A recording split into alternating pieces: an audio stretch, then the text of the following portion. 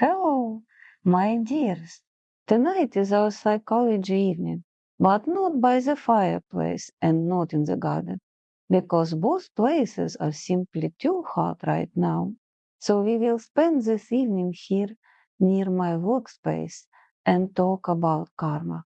Rit'am psychology and Rit'am philosophy are, above all, the psychology and philosophy of the spirit, not merely of the soul. By spirit, I mean the brightest and most divine part within us. Everything in Ritam is viewed from this perspective, how the spirit guides our soul, which has come here to learn, and helps it understand what it is learning.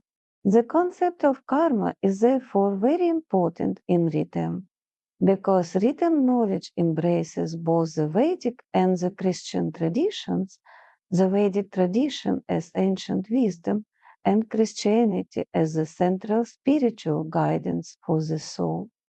Let us look at the ways in which the understanding of karma is similar in Christianity and in the Vedic tradition.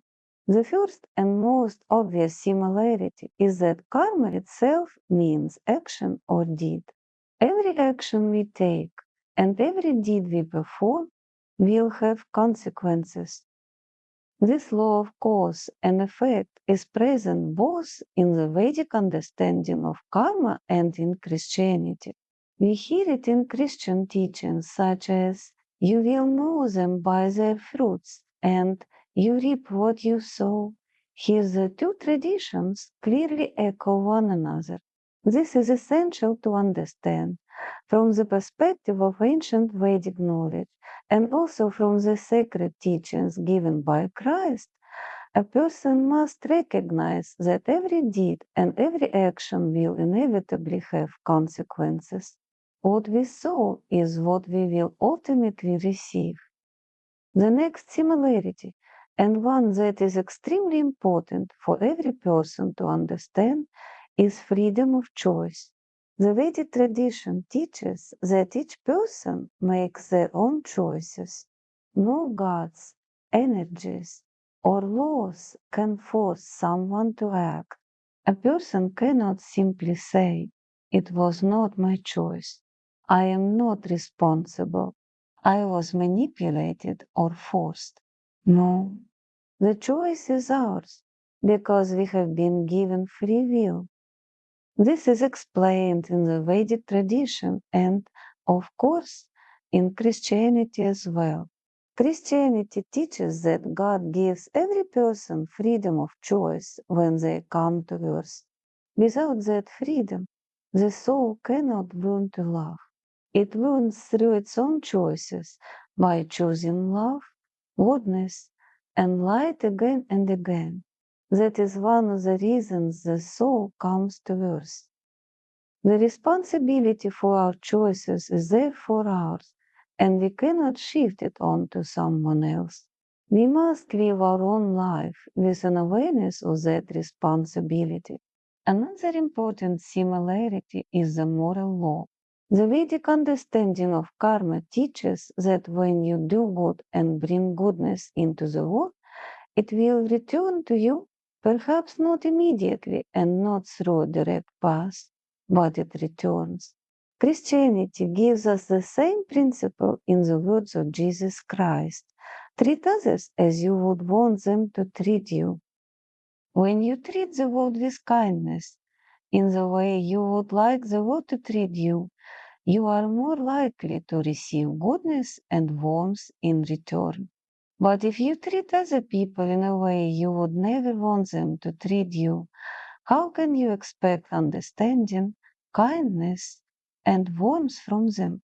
It would be strange if it worked otherwise.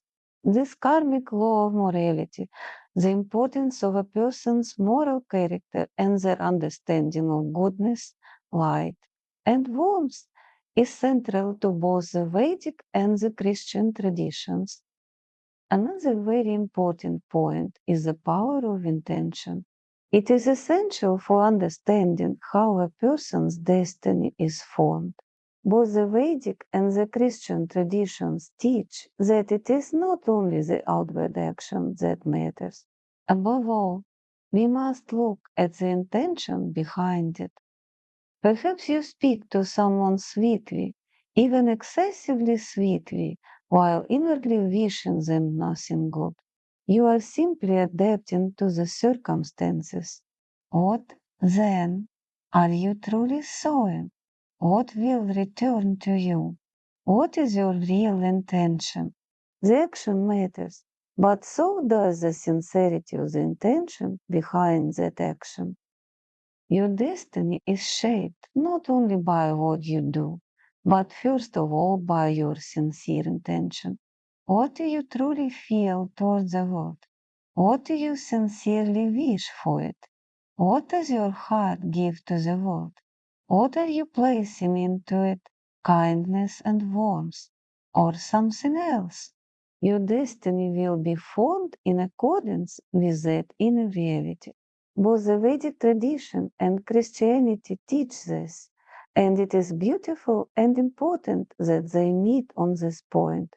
And perhaps the most important thing for understanding karma and human destiny, so that a person can live here with less fear, is that both the Vedic and the Christian traditions speak of the justice of the world.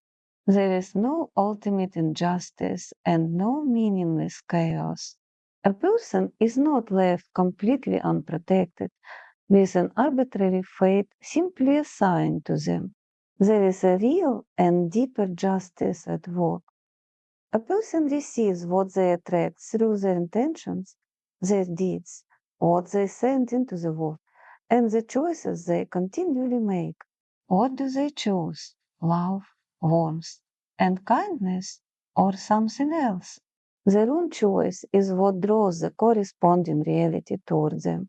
Karma is not something fixed in advance and impossible to change.